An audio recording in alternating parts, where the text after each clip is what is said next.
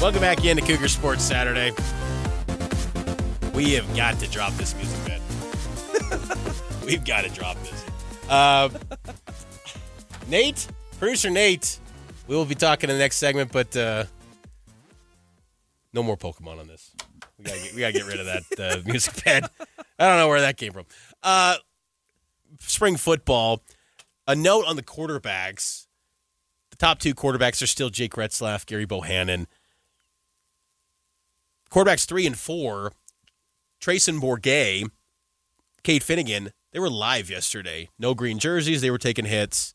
What do you think of that move? Just say, hey, quarterbacks 3 and 4, you're taking hits. I think it's ridiculous. Really? Honestly. Why? What is there to gain from that? Like, and here's my honest opinion. It should be Cade Finnegan. He has been here for years. He knows the offense well. He has looked good in moments. I would be fine with Cade Finnegan in a disaster scenario where you need to go to the third quarterback. Why is he even on the roster at this point if he's not going to be the third string quarterback? I think it's as far as like going live, no green jersey, I think it's to try to simulate what these guys might look like in a game setting, maybe. You can't do that. We have learned that throughout the history of BYU football, that there's guys that can turn it on in a game, and the ones that I just don't feel like there's no relevance to having them get hit in a back at the SAB than at LaVell Edwards Stadium with fans. There's no correlation. You do not become a better quarterback.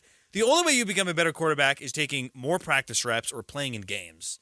Getting hit in a practice is not going to accelerate the learning curve. But the benefit, though, can also help the defense, where they can just go, generate a pass rush and go get the quarterback and go complete the sack. I don't believe that. Is that going to help? No, because you and I both know when we're watching and there's a quarterback that's not live, when a dude is about to blow him up and just runs by him, you and I both know that's a sack, right? Yes.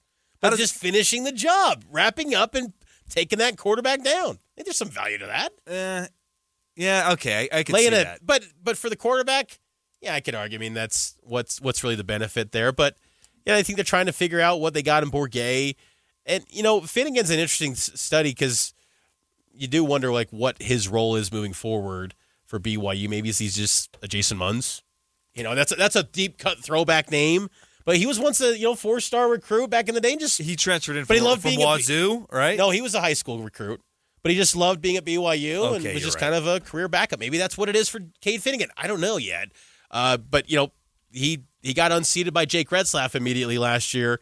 You probably think the fact that him and Bourget are kind of on equal footing would make you think that Bourget is probably ahead of him too as quarterback 3, I would assume.